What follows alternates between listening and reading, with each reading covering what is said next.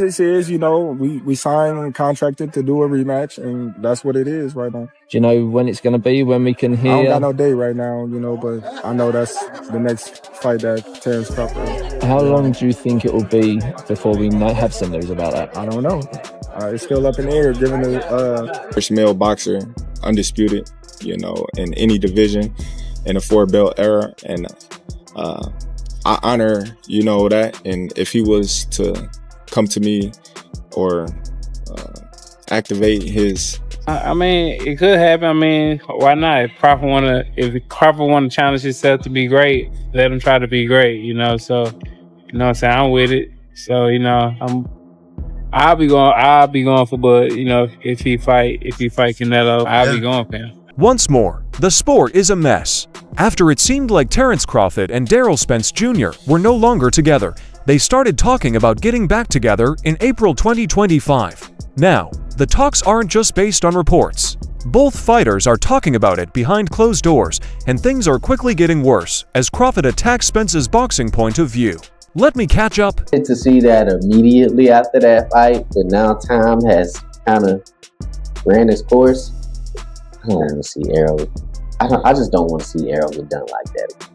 That's all. And I believe Errol Spence is a generational talent, great fight. Crit and Spence never hit anything. They're talking about each other more in interviews, on social media, and even in a heated live event, now that the talks are serious. Since his terrible loss to Crawford in 2023, Spence has dodged the rain. He feels stronger than ever. He really wants this second fight because he thinks the first one didn't tell the whole story and that he was too tired at 147 pounds. When they fought before, though, Crawford told everyone that he knocked Spence down 3 times and it wasn't even close. Spence won't believe that story, though. He is still sure that everything will be different when he weighs 150 pounds. Knock my first... Because I don't want to personally, we talking about what we want to see. I don't want to see it. Because I know what it's going to look like. The same as it looked last time. No, you don't. Yes, I do. Errol Spence wasn't the same. What was wrong with him? He looked slow. He looked he looked sluggish. Why? I can't tell you. I wasn't in camp. At the division, he dominated for his entire career. All of a sudden, when it came time for this fight, he looked different. Why? I wasn't in camp with him. I can't tell you. I don't know if his body finally broke down from being at 147 for too long. The repeat situation has been like riding a roller coaster since Spence chose to have another fight after Crawford beat him badly in the first one in July 2023. Spence quickly used the clause because he was determined to get a second chance. But the contract was clear. The rematch would be at welterweight unless both boxers sent in written warning that they couldn't make 147 pounds. Even though Spence never sent in the notice, he and his team kept arguing that the fight should happen at 154. Crawford was not going to let it go. After such an embarrassing loss, he had no reason to give Spence an edge. That's where the fight started. But weight can't be used as an excuse and sort of say, I don't feel like it. Like, I'll go up for this guy, but not another guy. So, that's sort of the spirit. The language is very, more precise and very definitive. But the concept is, out of fairness, is, let's not be selective. Things slow down when Spence gets sick. I had surgery, rehab, and doubts about my ability to get back to shape. While Spence was dealing with all of this, Crawford beat Israel Madrimov to win another title at 150, which pretty much put an end to any talk of a repeat. Reporters asked him about it, but all he said was that it made sense. Nah, he said, and he totally turned it down. At that time, it looked like the rivalry was over for good. I want your reaction. Is an Errol Spence rematch on the table still, or nah? All right, we're gonna wrap that. I'm trying to tell you. Things are changing quickly now, though. Crawford doesn't shut the door all the way anymore. Spence is making things worse by calling him out all the time. Most of Spence's friends think he should get another chance, that losing weight changed him a lot, and that the real Spence wasn't in the ring that night. Others say it's an excuse because he was caught, and a repeat would look the same no matter what weight class it is. That the fight wouldn't went that way regardless, because stylistically, the fundamentals on that level, Crawford is just outclasses Errol Spence in every single category. But Spence is making this about him. He says out loud that Crawford avoided him, tried to back out of the deal and pretended the fight never happened just so he could win the first time. Crawford is fighting back because he never let someone tell him what to do with his story. He tells Spence that he had his chance, but Spence beat him and didn't look like he belonged in the ring with him. 47, but I'm sure he probably gonna push the weight up, but there's no gonna be no change in the decision. The performance still is gonna be the same. It might be even a little bit better. So he might want to watch out before he activate the rematch clause. This very moment, both sides are making it clear that they are ready to start a new war. Spence is still hopeful despite everything. He says Crawford has never fought him at full strength and that the first time they fought, he wasn't himself. He also says he will prove everyone wrong.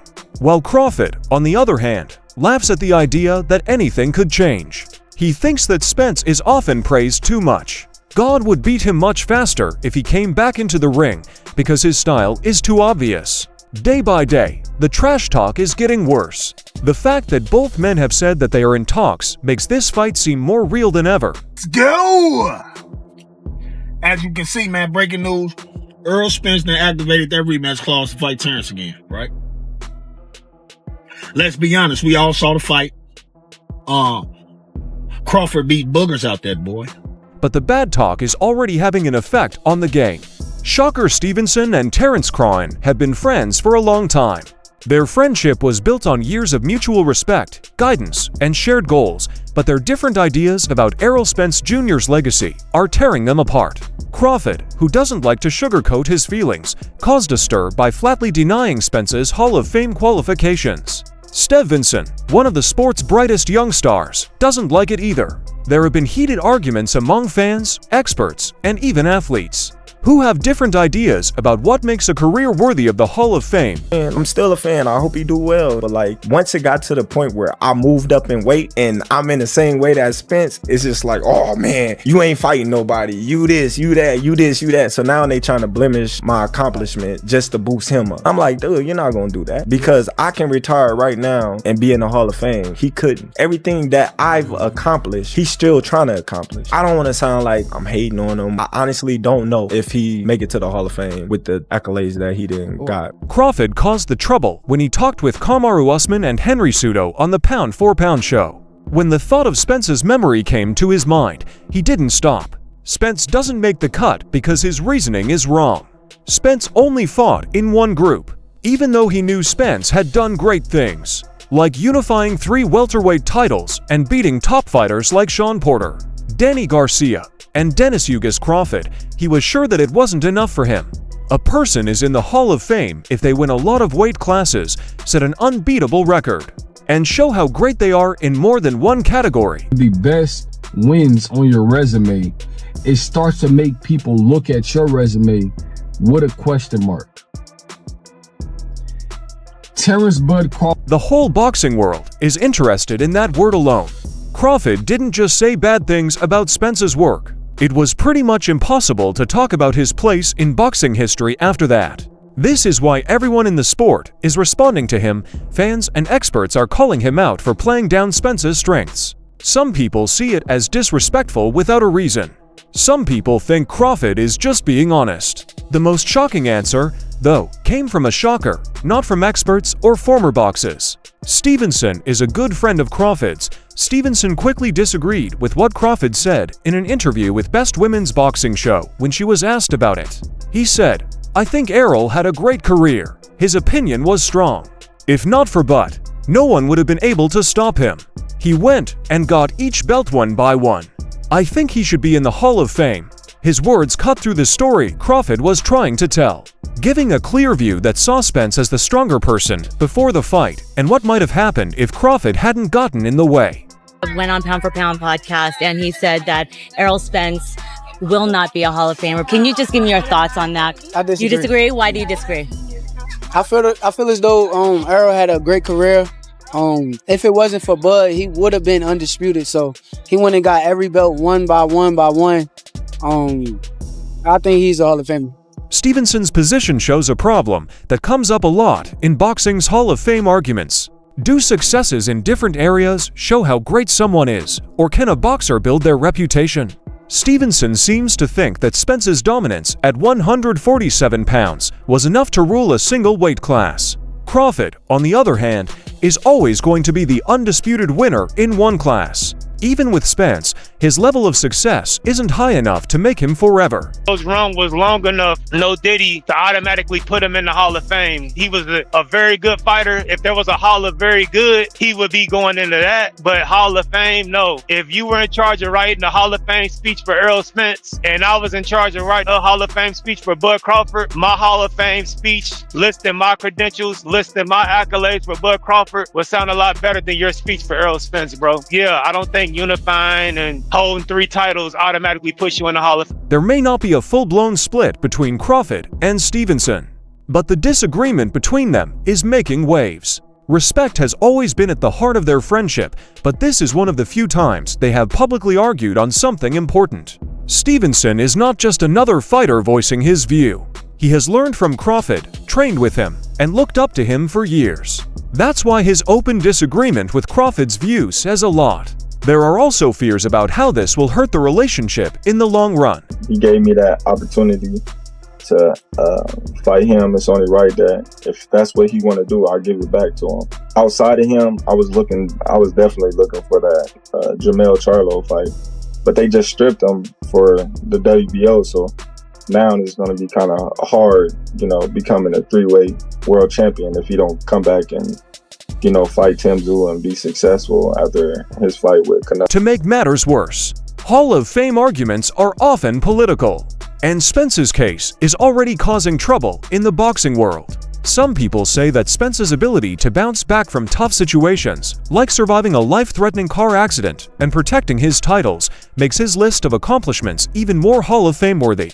Others say that Crawford is setting a bad example by lowering the status of single-division winners, since many superstars built their careers in one-way classes. Crawford is a hell of a fighter, but I don't really respect his resume. What? Other than fighting you. Crawford? You know what I'm saying? I don't really respect his resume like that. That's not all there is to this argument. The past between Crawford and Spence. Some say that his views aren't limited to those of people in the Hall of Fame. Because he and Spence are rivals, Crawford wants history to remember him as the better boxer, so he is trying to destroy Spence's image. If Spence gets into the Hall of Fame, everyone will have to agree that, even though Crawford beat him, he was one of the best of all time.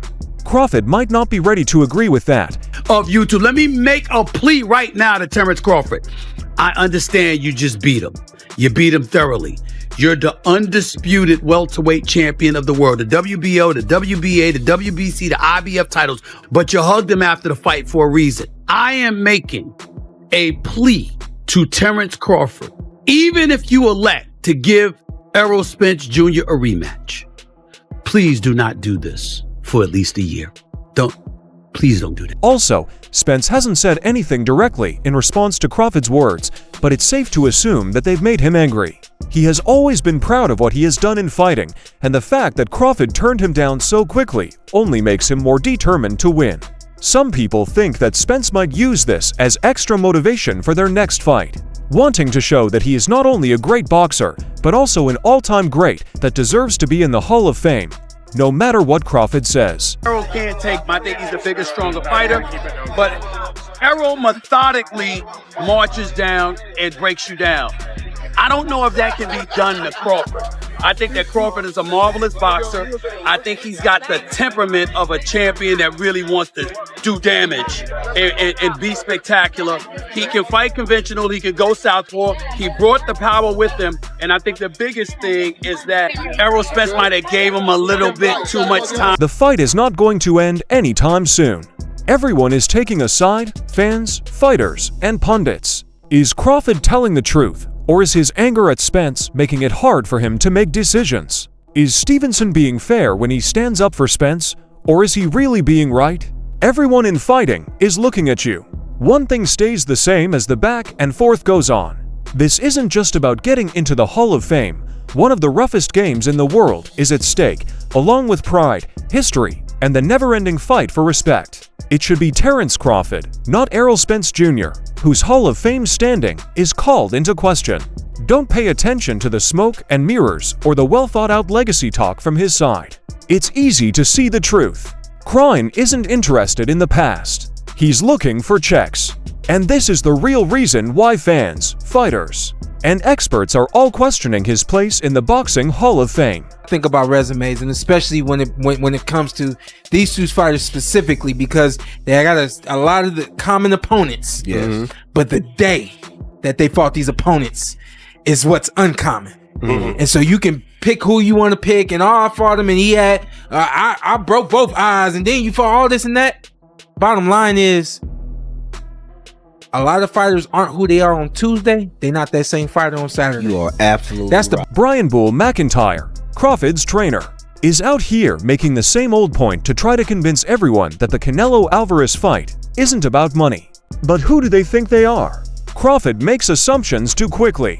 The boxing match with the most money will be between divisions. There's no reason for him to do it for his job. The Saudi money is just too good to pass up. If Crawford's heritage was really important to him, he wouldn't be taking such a risky action. Instead, he would be proving himself against the monsters in Division 150 to become the best at his job. He might even be able to unite again, but against his real Madamov, he just barely made it through the fight. Crawford would never be able to run past 150 like he did at 147. Because this is the legacy fight.